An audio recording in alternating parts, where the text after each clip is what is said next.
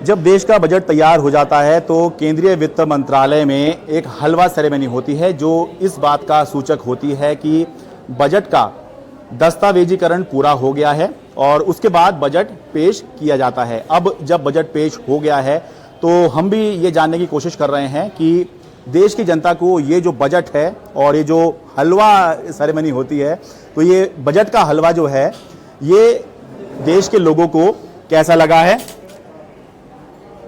वैसे ये वाला जो हलवा है ये तो मिठाई लगेगा, लेकिन बजट कैसा लगा है समाज के अलग अलग लोगों से हम जानेंगे। हमारे साथ किसान भी हैं, गृहिणी हैं, एमएसएमई सेक्टर के लोग हैं और युवा वर्ग हैं।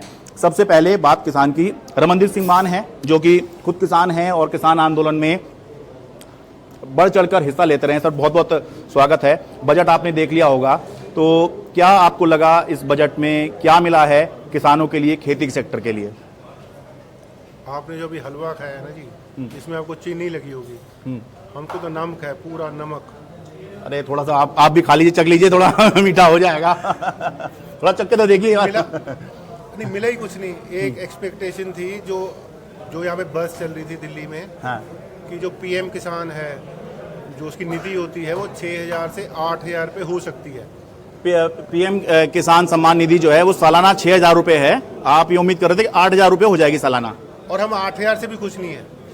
हम तो 15-20,000 पे अगर आप सारा कैलकुलेशन करोगे, क्योंकि एमएसपी मिलती नहीं है, हाँ। क्योंकि नुकसान तो है।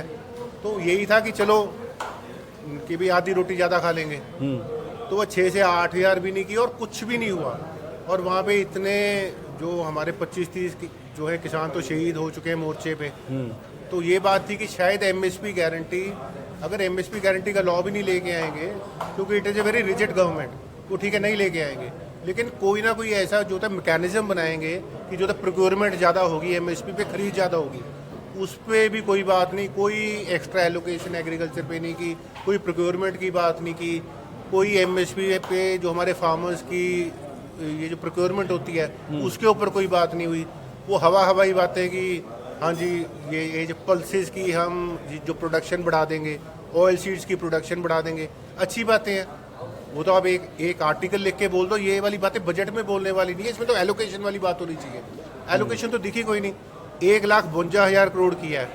तो अभी आई एम नॉट श्योर कि ये वाला बजट कितने लाख करोड़ का है। लास्ट वाला 48 लाख करोड़ का था। तो अगर आप 48 लाख करोड़ ही ले लो तो 1,52,000 करोड़ की है, तो ये तो 3% की है।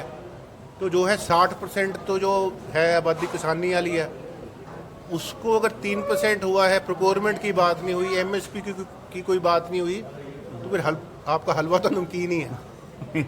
आप बहुत ज़्यादा निराश लग रहे हैं। मैं आपको कहूँगा कि आप फिलहाल थोड़ा सा हलवा खाइए, तब तक मैं बातों को आगे बढ़ाता हूँ। आप थोड़ा सा हलवा खाइए, अब मुंह मीठा कीजिए। आप पूनम शर्मा जी हैं, ये हाउसवाइफ हैं। मैम एक गृहिणी के तौर पर आप बताइए कि बजट आपने देखा, समझा, क्या उम्मीद कर रही थी और कितना ये बजट जो है ये आपकी उम्मीदों पे खरा उतरा है? नहीं, बजट तो नो डाउट कि ऐतिहासिक बजट निर्मला जी ने दिया है। और क्योंकि वो स्वयं एक महिला हैं तो महिलाओं की स्थिति बहुत अच्छे से समझती हैं। और महिला को ना अब सिर्फ साज श्रृंगार और सिलेंडर तक से जोड़ के नहीं देखना चाहिए। महिलाओं की हर क्षेत्र में जो पार्टिसिपेशन है वो बढ़ता जा रहा है। अगर सपोज सौंदर्य प्रसाधन कुछ % सस्ते हो भी जाते, सिलेंडर 100 रुपये सस्ता हो भी जाता, तो सचमुच उससे घर की आर्थिक स्थिति सुधर सकती थी। महिला जब औद्योगिक रूप से हर तरह से पार्टिसिपेट कर रही है तो इसे अब ब्रॉड लेवल पे महिलाओं की स्थिति को देखना चाहिए। तो जो आया है, जो बजट आया है वो सचमुच ऐतिहासिक है। और बहुत सारे मुद्दों पर सरकार ने बहुत ही पहल जो करी है वो सराहनीय पहल करी है। अब कहने को तो ये भी लोग कह सकते हैं कि आज मार्केट ने स्वागत नहीं करा, मार्केट धड़ाम गिर गई, तो ये हर बजट में होता है। अब जब इसको एनालाइज करेंगे लोग, इसको जब समझेंगे, तब इसके फैक्टर्स निकल के आएंगे, तो तब लगेगा कि बजट में कितनी अच्छी चीजें हैं।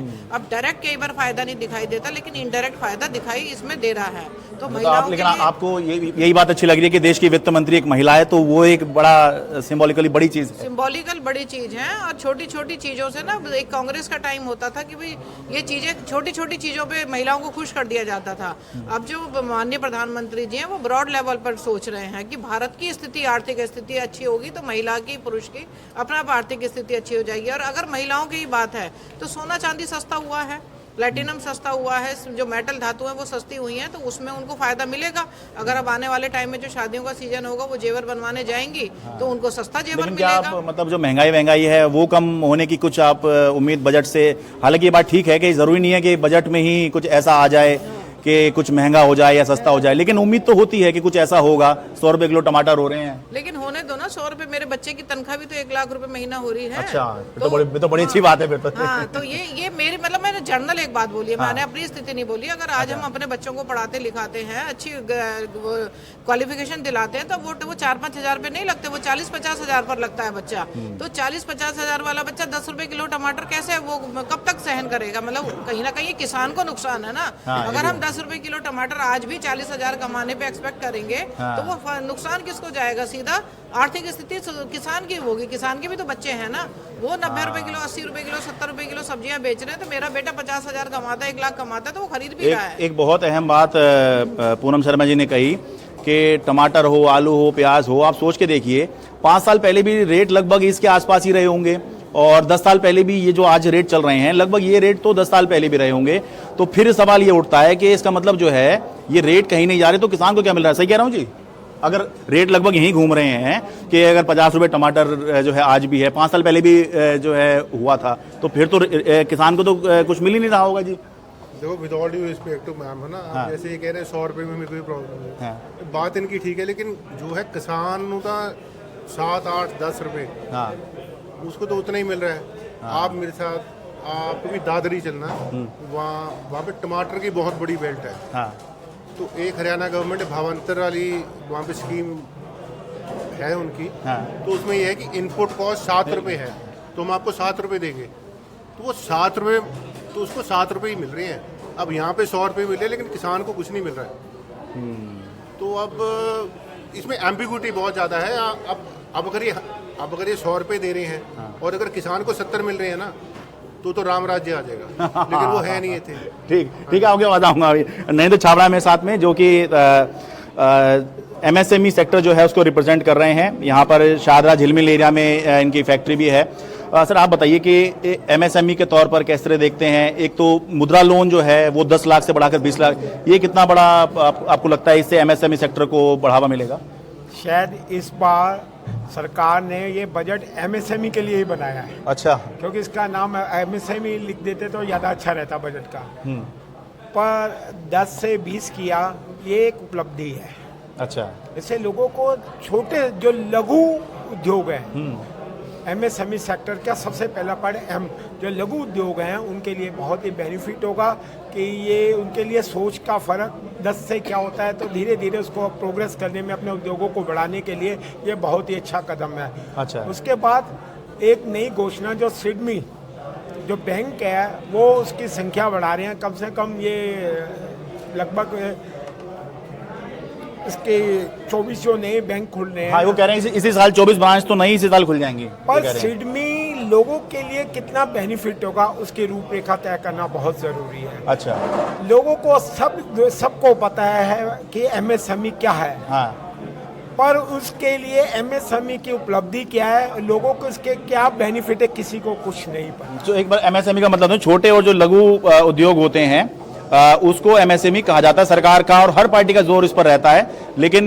जैसा बता रहे हैं कि खाली अनाउंसमेंट करने से कुछ नहीं होगा। हाँ सर, आप कंटिन्यू कीजिए। GDP का 30% उत्पादन का MSME सेक्टर करता है और लगभग 11 करोड़ लोगों को रोजगार देता है लगभग। उसके बाद लोगों को MSME के लिए क्या सुविधा है, उद्योगों को आज तक नहीं पता। सबको पता कि हमने MSME का रजिस्ट्रेशन करा दिया, एनफ। ये नहीं पता MS सेक्टर में क्या सुविधाएं गवर्नमेंट दे रही है। लोगों को अवेयरनेस की आज तक कमी है। हमने पहले भी कई बार MSME सेक्टर को कई मीटिंगों में मैं जाता हूँ, लोगों को अवेयरनेस दीजिए, खाली सुविधाएं देने, अवेयरनेस कीजिए, एजुकेट कीजिए लोगों को MSME के बारे में बताइए। कई बार सेमिनार होते हैं, बैंकर के साथ सेमिनार होते हैं, तो लोग देखते रहते हैं कि हमें ये लोन मिलेगा। सिडमी के साथ हमारे अच्छे संबंध है। जब ग्राउंड फैक्टर में हम जाते हैं तो सबसे पहले पहले तो MSME में थर्ड पार्टी की जो पार्टिसिपेशन है बंद होना चाहिए। उसमें थर्ड पार्टी वो है कि वो देखती है कि इसके सिविल क्या है, सिविल में कि उनका मन होगा तो ठीक दे देंगे, नहीं होगा तो वो कह देंगे इनकी सिविल ठीक नहीं, इनको लोन नहीं दिया जाए। तो एमएसएमई सेक्टर में हम जा रहे हैं तो सिविल का क्या लेना देना। अगर हम खुद ही इतने पावरफुल होते तो हमारा सिविल किसी का क्या खराब होता है। वो देखते इसका सिविल खराब है, इसको तो साइड करो, इसका सिविल खराब है। जो स्ट्रगलिंग उद्योग है उनका सिविल क्या देखना। उनको अगर आप देख रहे हैं तो उसका इनको लोन का जो सुविधा है वो एक ऐसी होनी चाहिए कि हर एक के लिए मिले। ये नहीं है कि आप लोन के choose and pick and choose की नीति आज भी बैंकों में है। आप बैंक से लोन लेके दिखा दीजिए, आप कहेंगे कि आपके पास रखने के लिए क्या है, कोलेस्ट्रॉल लोन में क्या है, आप क्या रख रहे हैं। अनसिक्योर्ड लोन में कोई सुविधाएं नहीं है। गवर्नमेंट को ग्राउंड लेवल पे इंडस्ट्रियल के लिए 7 इंडस्ट्रियल को साथ लेके चलना पड़ेगा। अब वो समय आ गया, उत्पादन देश के रीढ़ की हड्डी है और जीडीपी अगर बढ़ानी है, जीडीपी का अगर हम नए सिरे से सोचना है तो खाली पेपर्स वर्क से आगे बढ़ना पड़ेगा और लोगों में अवेयरनेस देनी पड़ेगी। ठीक है, शिवेन भारद्वाज हमारे साथ, जो कि आप देख ही रहे हैं कि यूथ है। शिवेन, ये बताइए, आपने बजट देखा, आपको क्या लगा कि यूथ के लिए इसमें क्या आया है, कितनी उम्मीद थी, कितना खरा उतर पाया है? सर मेरे ख्याल से तो जो इस बार का बजट आया है वो यूथ के लिए काफ़ी ज़्यादा एम्पावरिंग होगा। अच्छा। इस बार का बजट जो मैंने देखा है, जो एग्जैक्ट हमारी नीड्स हैं उसके ऊपर लाया गया है। अच्छा। For example, first thing first, मैं अपने एग्जांपल से चालू करता हूँ। एजुकेशन के अंदर हमारे को जो रिलीफ मिला है, जो 3% का एजुकेशन लोन पे हमारे को रिलीफ गवर्नमेंट दे रही है, वो एक बहुत बड़ा स्टेप है हमारे लिए। क्योंकि for example, for my own being, अभी मैंने अपनी ग्रेजुएशन खत्म करी है। I wanted to pursue further studies, I wanted to do MBA. मेरे को एमबीए करना था, मेरी परसेंटाइल बहुत अच्छी आई। I score 94 percentile in CAT exam. But every college जो अच्छा मैं अगर जाऊंगा प्राइवेट कॉलेज, उसकी फीस 25 लाख to 30 लाख है। अब मेरे को वो अफोर्ड करने के लिए मेरे बैक ऑफ द माइंड, भले ही मेरे पास जितना मर्जी बैकअप हो, लेकिन मेरे बैक ऑफ द माइंड मेरे को पता मेरे पे कोई असिस्टेंस नहीं है, मेरे को खुद ही करना है। मैं भले ही लोन भी ले लूँ, वो लोन भी मेरे को खुद ही पे करना है। वो 25 लाख रुपए मेरे को 10 साल बाद पे करूँ, 30-20 साल बाद पे करूँ, वो करना मुझे ही है। Back of the mind I have that stress, जिसकी वजह से मैं परस्यू नहीं कर पाया। आई चोज ऑनलाइन एमबीए, क्योंकि मेरे को पता था वो 25 लाख रुपए मेरे को नहीं पता मेरी जॉब लगे ना लगे, वो आगे मैं कैसे पे कर पाऊंगा नहीं कर पाऊंगा। लेकिन जो गवर्नमेंट ने चूज करा है कि हम 3% का आपको बैकअप दे रहे हैं, एक सेफ्टी नेट दे रहे हैं। अच्छा। कि 3% हम आपको दे रहे हैं, आप फर्दर परस्यू करो। ये मेरे ख्याल से इस देश के बच्चों के लिए बहुत बड़ा स्टेप है। अच्छा। क्योंकि उनको इसी चीज़ की रिक्वायरमेंट है कि उनको पता रहे कि गवर्नमेंट हमारे साथ खड़ी है। अगर 3% गवर्नमेंट दे रही है आज, जो उनका फर्स्ट स्टेप आया, हो सकता है आगे बढ़े भी, लेकिन ये गवर्नमेंट का फर्स्ट स्टेप इस डायरेक्शन में है, जो डायरेक्शन मेरे लिए बहुत सूटेबल है। और आपके हिसाब से 3% अगर सरकार दे रही है तो ये किस तरह से हो सकता है? क्या ये कोलेट्रल ही हो जाएगा, कैसे मानिए? मेरे ख्याल से या ये सरकार साथ आ रही है तो सपोर्ट हो जाएगा और बैंक देने लग जाएंगे आपको? मैं यही समझाना चाहता हूँ कि ये जो 3% है, भले ये 3% बहुत बड़ी अमाउंट ना हो, किसी के लिए 20 लाख का 3% मैटर ना करे, लेकिन हमारे को ये देखना चाहिए कि किस डायरेक्शन में जा रहा है, कि वो 3% किस डायरेक्शन में दिया गया है हमारे को, कि गवर्नमेंट ने हमारे को बताया है कि आप फर्दर परस्यू करो, हम तुम्हारे साथ है। भले ही वो 3% आगे चल के बढ़े, कम हो, जो भी हो, लेकिन ये हमारे को अश्योरेंस दी गई है कि गवर्नमेंट ने 3% का हमारे को देके ये बताया है कि आप फर्दर परस्यू करो, हम तुम्हारे साथ है। अब तक जो हमारे पास नहीं था, अब तक तो 0% था, हमारे को पता नहीं था हम करें ना करें, कैसे करें, कुछ आइडिया नहीं था। वो 3% से हमारे को एक अश्योरेंस मिलेगी, गवर्नमेंट देख रही है इस चीज़ में, इस चीज़ में हम आपको बैक पे खड़ी है। ठीक है। मैम, आप कुछ कहना चाह रही थी, तो उसमें साथ में ये पूछूं कि बजट में कुछ खास ऐसा है जो मतलब हम मिस कर गए हों और आपने देखा हो, ताकि लोगों को पता लगे महिलाओं के लिए क्या है। नो डाउट आपने एक बात अच्छी कही कि महिला को कभी भी ये ऐसे सिंबलाइज नहीं करना चाहिए कि महिला हैं तो बस ये घर का काम ही करेंगी, सौंदर्य प्रसाधन का ही काम होगा या महंगाई की ही बात करेंगी। तो लेकिन ये ऐसा हम उम्मीद करते हैं, मतलब एक जनरल परसेप्शन है, तो इसलिए जो है आपसे मैंने महंगाई की या फिर एक गृहिणी के तौर पर आपसे बात की थी। नहीं, देखिए बिल्कुल सही है कि जो मुद्दे हैं अभी तो वो एनालाइज होंगे। आज तो बजट पेश हुआ हाँ, है, ठीक है, हाँ। अब उसकी बारीकियों पर सारी चर्चा होगी धीरे धीरे। लेकिन जो एक नजर में ओवरऑल जो एक बजट दिख रहा है, वो बजट फ्रेंडली बजट है। अच्छा। ऐसा नहीं है कि डरावने, मतलब लोग बोलेंगे डरावना बोलेंगे इसको, लेकिन डरावना नहीं है। अब इस बच्चे ने बोला कि इसको 3% के लिए सरकार, एजुकेशन जो लोन है नॉर्मली वो 8-9% पे मिलता है, लेकिन अगर उसमें 3% का सहारा सरकार दे रही है तो बहुत सारे बच्चे ऐसे हैं जो MBA करने के इच्छुक थे या हायर एजुकेशन में जाने के इच्छुक थे, लेकिन नहीं कर पा रहे थे। तो ये 3% देखने में छोटा लगता है, लेकिन जब आप 20 साल का देखते हो ना ओवरव्यू, 20 लाख का लोन 40 लाख पड़ता है, उसमें ये 3% कम से कम 10 लाख की भूमिका निभाएगा। तो बच्चे को बहुत ज्यादा युवा वर्ग को इससे मिलेगा। और भाई एक हमारे भाई बोल रहे थे किसानों के लिए, तो उसमें मैं एक बात ऐड करना चाहूंगी, हालांकि महिलाओं का मुद्दा नहीं है, कि जो हमारे किसान है ना, वो आज भी परंपरागत तरीके से ही चाहते हैं कि मेरी खेती हो गई, मैंने रात को गोभी पैक कर दिया और मेरी सुबह बिक जाए। मैंने आज टमाटर तैयार फसल हो गई और मेरी सुबह ट्रक आए और ले जाए, मुझे मेरी पेमेंट कम ज्यादा दे जाए, मेरा काम खत्म। लेकिन आप फॉरेन के किसानों को कभी देखिए, आप तो देश विदेश घूमते रहते होंगे, कि उसमें किसान ने अपने खेतों के साथ एक छोटी सी कॉटेज इंडस्ट्री लगा रखी है। अगर वो टमाटर पैदा कर रहा है तो उससे रिलेटेड प्रोडक्ट जितने भी हैं वो अपने वहीं पे छोटा सा शोरूम बना के वहाँ पे बेच रहा है। सॉस है या टमाटर से रिलेटेड जो भी बन सकता है, या वो आम उगा रहा है तो आम से रिलेटेड पापड़ है, अचार है, कुछ भी है, सॉस है, चटनी है, उसने एक छोटा सा वहाँ पे उसका इंडस्ट्री लगा रखी है। तो वो फसल के ऊपर सिर्फ निर्भर नहीं है कि उसकी फसल क्यों, वो हमारे यहाँ के किसान जो हैं वो हैंडीकैप हुए पड़े हैं क्योंकि वो भी डिपेंडेंट है पूरी तरह से।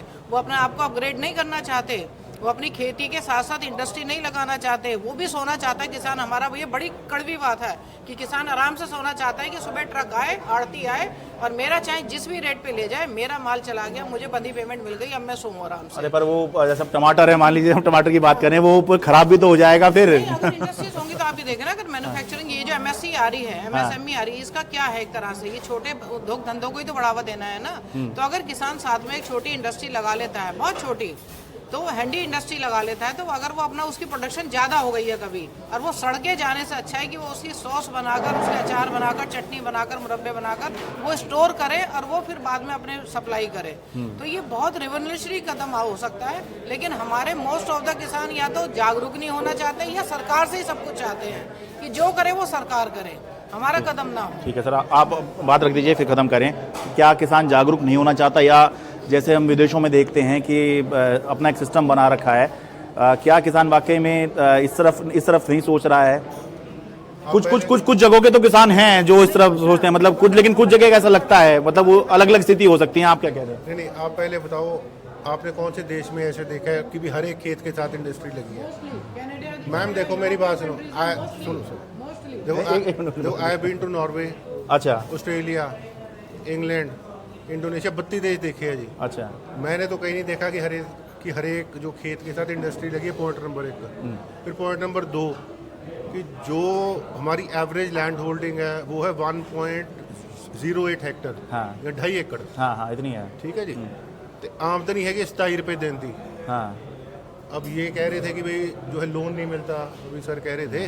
अब मुझे बताओ, 27 रुपये वाले को अगर इंडस्ट्री लगानी भी है, हाँ, तो कौन लोन देगा, और जो कैसे लोन देगा, और ये कहाँ बेचेगा? देखो, ये लंबी लंबी बातें ना, मैपिंग, इंटीग्रेशन, नहीं, देखो, आई डोंट वांट, मैं आपके साथ I don't want to debate. मैंने वो खैर हाँ, डिबेट नहीं है, ये तो अपनी बात ये रखिए। ना लंबी लंबी बातें जो होती है ना, integration, mapping and all that, right. अब मुझे बताओ, 27 रुपये वाले नू उन्हें इंडस्ट्री लानी है, आप बताओ कौन लोन देगा, और अगर लोन देगा कितना देगा, और वो जो है कैसे वापस करेगा, एग्री वैल्यू चेन में उसका इंटीग्रेशन कैसे होगा, वो आगे कैसे बेचेगा? ये बातें लंबी लंबी बड़ी अच्छी हैं।